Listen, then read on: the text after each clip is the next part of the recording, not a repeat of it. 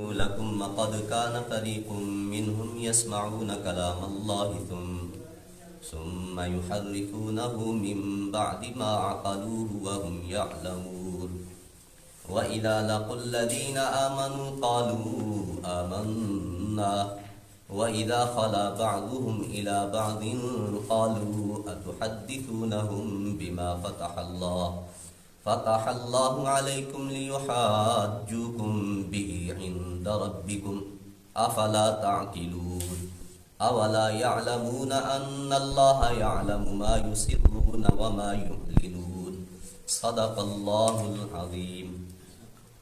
آیت نمبر 75، 76 اور 77 ہے۔ اللہ فرماتے ہیں آفتطمعون، کیا تم طمع لگائے ہوئے ہو، کیا تمہیں یہ امید لگی ہوئی ہے ان یؤمنوا لکم کہ یہودی تمہاری تصدیق کر لیں گے، تمہاری بات اہل کتاب مان لیں گے۔ وقد کان فریق منہم، حالانکہ ان کا ایک فریق یسمعون کلام اللہ، اللہ کے کلام کو سنا انہوں نے، ثم یحرفونہ من بعد ما عقلوا، پھر انہوں نے اس کے سمجھنے کے بعد اسے تبدیل کر دیا۔ وَهُمْ يَعْلَمُونَ، وہ جانتے بھی تھے۔ وَإِذَا لَقُوا الَّذِينَ آمَنُوا، جب ایمان والوں سے ملتے ہیں، قَالُوا آمَنَّا، کہتے ہیں ہم ایمان لے آئے۔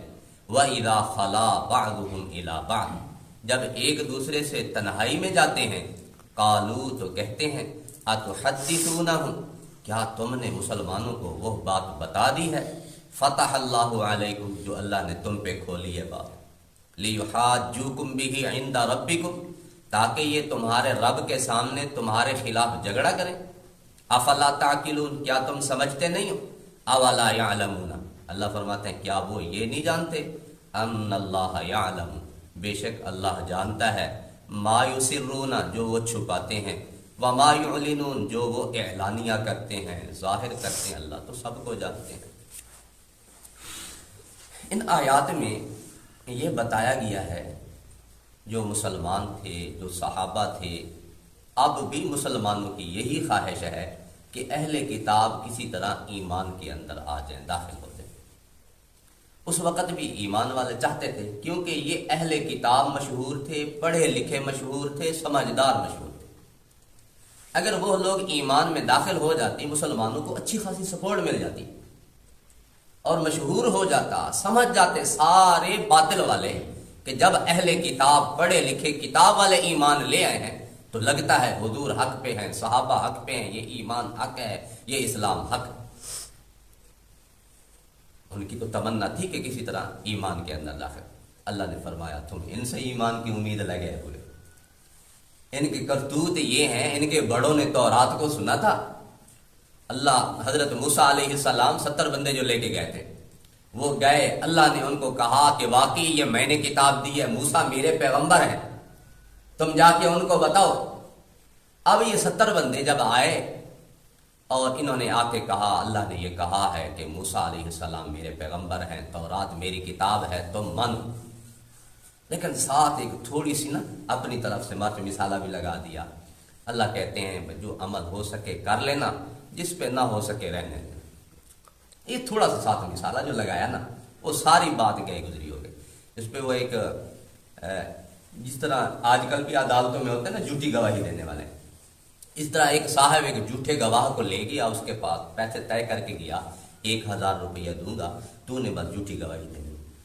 اب اس نے کہا بھی کس وقت دے گا؟ اس نے کہا جب تو گواہی دے گا نا تب دوں گا۔ اس کو ڈر تھا میں جو پیسے پہلے دے دوں پتہ نہیں گواہی دے نہ دے، اور جھوٹا گواہ بھی ڈرا ہوا سہما ہوا، ایسا نہ ہو کہ میں گواہی دے بھی دوں اور دوں بھی جھوٹی، یہ پیسے بھی نہ دوں۔ لہذا اس نے کہا جب میں مجسٹریٹ کے سامنے گواہی دوں گا میں ہاتھ پیچھے کروں گا، تو نے فوراً مجھے پیسے دے۔ اس نے کہا ٹھیک ہے۔ اب وہ گیا گواہی دینے، گواہی اس نے دے دی۔ اب وہ ہاتھ پیچھے کرے، اس کو اشارہ کرے، دے پیسے۔ اس نے کہا میرا کام تو ہو گیا، گواہی تو ہو گئی، اب میں کیوں دوں؟ ایسا کرتے کراتے اب مجسٹریٹ نے کہا ہاں بھائی اور کوئی بات رہتی ہے؟ اس نے کہا بس جتنا اس نے مجھے سکھایا تھا میں نے دے دیا، پیسے بھی نہیں دے رہا، جتنا اس نے مجھے سکھایا تھا میں نے دے دیا۔ اس نے بھی پھر صحیح طریقے اس کو چونا لگا دیا۔ تو اب انہوں نے جا کے نا پہلے ساری باتیں ٹھیک کی، حضرت موسیٰ علیہ السلام اللہ کے پیغمبر ہیں، تورات اللہ نے دی ہے، اللہ ہم سے ہم کلام ہوئے ہیں، اللہ نے کہا ہے اس کو مانو۔ پھر ساتھ میں اپنی طرف سے بس یہ اللہ کہتے ہیں جو ہو سکے کر لینا، نہیں ہو سکے تو نہ کر، ساری گئی گزری بات ہو گئی. یہی اللہ نے فرمایا. حالانکہ ان کے بڑے جو ایک گروہ ان کا ایسا تھا، انہوں نے اللہ کے کلام کو سنا اور پھر اسے بدل دیا. ان سے تم ایمان کی امید لگائے ہوئے. اسے کہتے ہیں تحریف. قرآن احکام کو، اللہ کی کتاب کے احکام کو بدل دینا تحریف اسے کہتے ہیں. تحریف دیکھیں، ایک تحریف لفظی ہوتی ہے، ایک معنوی ہوتی ہے. لفظی یہ ہوتی ہے کہ یہاں پہ ہم لفظ ہی یہ ہٹا کے دوسرا لگا دیں. معنوی یہ ہوتی ہے کہ میں مانا ہی ایسا کروں، اپنے مسلک کا، اپنے مطلب کا، اپنے مشرب کا میں مانا کر دوں. جو یہود تھے یہ دونوں طرح کی تحریف کرتے تھے. لفظ بھی تورات کے بدل دیتے تھے، معنی بھی بدل دیتے تھے. دیکھیں تورات کے اندر اللہ نے جو میرے نبی کی نشانیاں اتاری تھی نا کہ بال گنگریالے ہوں گے، قد درمیانہ ہوگا، آنکھیں ان کی کالی ہوں گی، خوش روشن چہرہ ہوگا. انہوں نے کیا کیا؟ ساری باتیں مکس کر دی. ان کے بال سیدھے ہوں گے، گنگریالے کی جگہ پہ انہوں نے کیا لکھ دیا؟ سیدھے. اور حضور کی آنکھیں انہوں نے کالے کی بجائے نیلی لکھ دی، جو آج کل فیشن ہے. تورات نے اس وقت تحریف کی، آنکھیں کالی کی بجائے نیلی لکھ دی. اور تورات میں لکھا تھا کہ حضور کا قد نہ لمبا ہوگا نہ چھوٹا ہوگا، درمیانہ ہوگا. لیس بالطویل ولا بالقصیر. اور انہوں نے کیا کیا؟ صرف طویل کا لفظ رہنے دیا کہ حضور کا قد لمبا ہوگا. یہ انہوں نے تحریف کی، تحریف لفظی کے مرتکب ہوئے. اور اسی طرح یہود تورات کے اندر یہ حکم تھا کہ جو شادی شدہ زنا کرے اس کو سنگسار کر دو، صفحہ ہستی سے مٹا دو، پتھر مار مار کے ختم کر دو. انہوں نے اس میں تحریف کی، سزا میں نرمی کی. جی ہماری شریعت میں یہ ہے، جی اس طرح کرو، جی اس کا منہ کالا کر کے اس کو گدے پہ بٹھا کے چکر لگوا لو. اس طرح کا انہوں نے اپنی مرضی کا مطلب اور مفہوم اور سزا تجویز کر رکھی تھی. تورات تحریف معنوی کے بھی مرتکب تھے، تحریف لفظی کے بھی. جب ان کے پاس کوئی آ جاتا نا پیسے والا، سوچتے یہ پیسے دے گا، ہدیے دے گا، رشوت دے گا، پھر وہ سزا میں نرمی بنا بنو کے اس کو دے دے. اور جب کوئی غریب آ جاتا ہمارے جیسا، وہ پوری سزا تورات والی تھی، یہ ہے سزا. تو یہ تحریف لفظی کے بھی مرتکب اور معنوی کے بھی مرتکب تھے. اسی کو اللہ نے یحرفون الکلم عن مواضعہ، اللہ نے دوسری جگہ بھی فرمایا کہ یہ کلم کو ان کی جگہ سے ہٹا دیتے تھے، بدل دیتے تھے. یحرفون الکلم عن مواضعہ. اور ایک جگہ پہ اللہ نے فرمایا فویل للذین یکتبون الکتاب بایدیہم ثم یقولون ھذا من عند اللہ لیشتروا بہ ثمنا قلیلا. اللہ کہتے ہیں ہلاکت اور بربادی ہے ان کے لیے. یکتبون الکتاب بایدیہم، کتاب کو اپنے ہاتھ سے لکھ لیتے تھے، ثم یقولون، پھر کہتے تھے ھذا من عند اللہ، اللہ کی طرف سے یہ آیا مسئلہ. کیوں کرتے تھے؟ لیشتروا بہ ثمنا قلیلا، تھوڑے سے پیسے لے. تو یہ دونوں طرح کا ارتکاب کرتے تھے. اللہ نے فرمایا یہ اتنا بڑا جرم کر رہے ہیں، جب اتنے بڑے جرم کے مرتکب ہیں تم ان سے امید لگائے ہوئے ہو ایمان کی، یہ ایمان لے آئے؟ یہ کبھی ایمان لانے والے نہیں. اور میرے نبی علیہ الصلوۃ والسلام، ان کی موافقت بھی میرے نبی نے کر کے دیکھی، ان کی مخالفت بھی بالآخر میرے نبی نے کی. میرے نبی علیہ السلام جب مکہ سے مدینہ ہجرت کر کے تشریف لے گئے، حضور نے ان کی موافقت میں ہی، اللہ نے ان کی موافقت میں ہی حکم دیا کہ حضور بیت المقدس کی طرف منہ کر کے نماز پڑھی.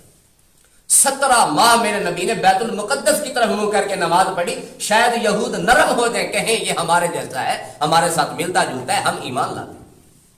لیکن نہیں مانا انہوں نے، نہیں مانا.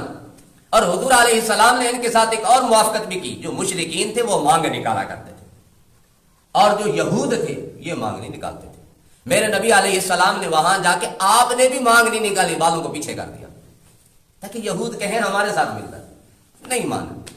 پھر میرے نبی نے ان کی مخالفت کا ہر کام میں حکم دیا. یہ جو عورت مخصوص ایام میں ہوتی ہے اسے اپنے ساتھ نہیں رکھتے تھے. میرے نبی نے حکم دیا انہیں اپنے ساتھ رکھو، کھاؤ پیو، بس صرف مباشرت کے علاوہ سارے کام ٹھیک ہے. اور یہ یہود تھے بالوں کو رنگ نہیں کرتے تھے. میرے نبی نے رنگ کرنے کا حکم دے دیا، بالوں کو کلر لگاؤ. حضور نے یہ یہود تہ بند جو چادر ہوتی ہے یہ نہیں باندھتے تھے. میرے نبی نے شلوار بھی پہننے کا حکم دیا، تہ بند بھی باندھنے کا حکم دیا، دونوں کام کر سکتے. یہ صرف یہود کی مخالفت. یہود جو تھے یہ صرف 10 محرم کا روزہ رکھتے تھے. میرے نبی نے فرمایا 9ویں اور 10ویں کا رکھو یا 10ویں اور 11ویں کا رکھو، ان کی مخالفت کرو. تو حضور علیہ الصلوۃ والسلام نے پھر ان کی ہر عمل میں مخالفت کا حکم دیا کہ ان کے ساتھ بس آپ مخالفت کرو. پتہ چل گیا کہ یہ ایسے ہیں، یہ کبھی ہمارے ساتھ ایمان لانے والے نہیں. یہی اللہ نے فرمایا افتطمعون، کیا تم تما لگائے ہوئے ہو ان یؤمنوا لکم کہ یہ تمہاری بات مانیں گے، جس طرح تم ایمان والے ہو تمہاری تصدیق کریں گے، ایمان لے آئیں گے۔ وقد کان فریق منہم، حالانکہ ان کا ایک گروہ یسمعون کلام اللہ، یہ اللہ کے کلام کو انہوں نے سنا، ثم یحرفونہ من بعد ما عقلوا، پھر انہوں نے اس کو سمجھنے کے بعد اس کو تبدیل کر دیا، وہم یعلمون، حالانکہ جانتے تھے۔ اور پھر اگلی آیت وَإِذَا لَقُوا الَّذِينَ آمَنُوا، جب ایمان والوں سے ملتے ہیں قالوا آمنا، کہتے ہیں ہم ایمان لے آئے۔ ان کا یہ وتیرہ تھا، ایمان والوں کے پاس آ جاتے تھے کہتے ہیں ہم ایمان والے، منافقانہ روش چلتے تھے۔ اور جب تنہائی میں آپس میں ایک دوسرے سے ملتے ہو ان کو سمجھاتے بڑے دوسروں کو، کہ تم جا کے ایمان والوں کو کیوں کہتے ہو، ان کے نبی سچے نبی ہیں، ان کا اسلام سچا اسلام ہے، سچا دین، ان کو کیوں جا کے کہتے ہو؟ یہ کل کو ہمارے خلاف ہو جائیں گے رب کے سامنے، کہ یہ خود تسلیم کرتے تھے کہ یہ ایمان سچا ایمان ہے، سچا اسلام ہے، سچا دین ہے، ان کا نبی سچا دین، ایسا نہ کرو۔ اللہ کہتے ہیں ان کو اتنی بھی سمجھ نہیں ہے، میں تو ساری چیزیں جانتا ہوں۔ اللہ کہتے ہیں یہ اعلانیہ جو کرتے ہیں میں جانتا ہوں، یہ جو چھپ کے کر رہے ہیں میں جانتا ہوں، میں تو سارا کچھ جانتا ہوں، ان کو اتنی بھی سمجھ نہیں۔ میرے اللہ کا علم، میرے اللہ کی قدرت، اللہ کیا فرماتے ہیں جہاں پہ 3 ہوتے ہو چوتھا میں ہوتا ہوں، تم تھوڑے ہوتے ہو یا زیادہ ہوتے ہو، اللہ کہتے ہیں میں تمہارے ساتھ ہوں، وَهُوَ مَعَكُمْ أَيْنَمَا كُنْتُمْ۔ تو لہذا یہ ان کی سوچ غلط تھی۔ یہی اللہ نے فرمایا وَإِذَا لَقُوا الَّذِينَ آمَنُوا، جب ایمان والوں سے ملتے ہیں قَالُوا آمَنَّا، کہتے ہیں ہم ایمان لائے، وَإِذَا خَلَا بَعْضُهُمْ إِلَىٰ بَعْضٍ، جب تنہائی میں آپس میں ایک دوسرے سے ملتے ہیں قالوا، کہتے ہیں أَتُحَدِّثُونَهُم بِمَا فَتَحَ اللَّهُ عَلَيْكُمْ لِيُحَاجُّوكُم بِهِ عِندَ رَبِّكُمْ، کیوں تم ایسی بات بتاتے ہو ان کو جو اللہ نے تمہارے سامنے کھولی ہے، تمہاری تورات میں، تم جا کے ان کو بتاتے ہو، یہ تو کل تمہارے رب کے سامنے تمہارے خلاف ہو جائیں گے، جھگڑا کریں گے۔ افلا تعقلون، کیا تم سمجھتے نہیں ہو؟ اللہ نے فرمایا ان کو اتنا بھی پتہ نہیں ہے کہ میں تو ظاہری اور مخفی ساری چیزیں جانتا ہوں۔ اب اللہ نے یہ آیات تو ہمیں سنائی، کہیں ہمارے اندر تو یہ باتیں نہیں ہیں۔ آج تحریف کی ہم مرتکب نہیں ہو رہے۔ دونوں طرح کے علماء ہیں، علماء حق بھی ہیں، علماء سو بھی ہیں۔ علماء حق اللہ ان کو جزائے خیر دے، وہ پہاڑ کی طرح ڈٹے ہوئے ہیں، جو مرضی ہو جائے کبھی بھی وہ اللہ کے کلام میں تبدیلی نہیں کرتے۔ اور علماء سو ہیں، اپنے مفاد کی خاطر، ذاتی مفاد کی خاطر، دنیا کی خاطر، منفعت کی خاطر، فائدوں کی خاطر مسئلے بدل دیتے ہیں، اپنے اپنے مطلب کا ترجمہ نکال لیں۔ ایک عالم کہنے لگا نا، ایک مولوی اس کے بارے میں شروع، اس نے کہا شراب حرام تو ہے، لیکن جو وہ حس کی شراب ہے، جو سیب سے بنتی ہے، جو مالٹے سے بنتی ہے، جو گندم سے بنتی ہے، شراب تو وہ حرام ہے جو حضور کے زمانے میں وہ انگوروں سے بناتے ہیں۔ اب اس طرح کے مطلب اور مفہوم سمجھانا، کیا یہ دین کے مطابق؟ شراب شراب ہے، اصل یہ ہے، میرے نبی نے فرمایا جو نشہ دینے والی چیز ہے وہ حرام، وہ نشہ دینے والی آپ انگور سے بنائے حرام، نشہ دینے والی آپ سیب سے بنائے حرام، نشہ دینے والی ہم گندم سے بنائے حرام ہے، جو سے بنائے حرام ہے، اور ان گدوں گھوڑوں کے پیشاب پخانے سے بنائے حرام ہے۔ جو چیز نشہ دے وہ حرام ہے، کل مسکر حرام، ہر نشہ دینے والی چیز حرام ہے۔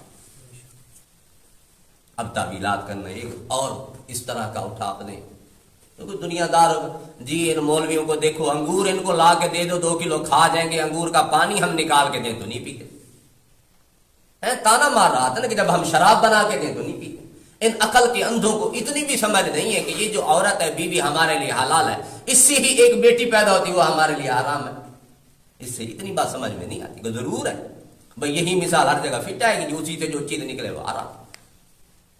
تو لہذا ایسے ایسے دلائل دینا، ایسی ایسی باتیں کہنا غلط ہے، قرآن مجید کے اندر تحریف کرنا غلط ہے۔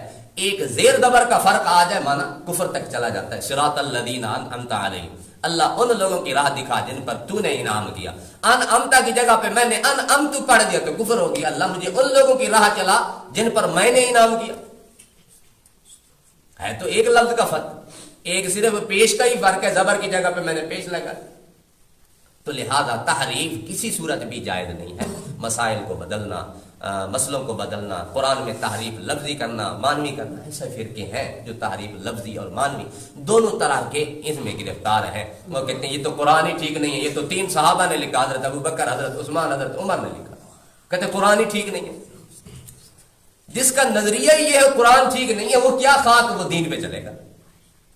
یا ایھا الرسول بلغ ما انزل الیک من ربک، یہ جو آیت ہے، اے رسول جو آپ کو پیغام ہم نے دیا یہ آپ لوگوں تک پہنچا دیجئے۔ وہ کہتے ہیں یہاں آگے لفظ تھا جو حضرت ابوبکر صدیق نے مٹوا دیا تھا، وہاں تھا بخلافت علی، کہ علی کی خلافت کا جو رسول ہم نے آپ کو حکم دیا لوگوں کو بتا دیجئے۔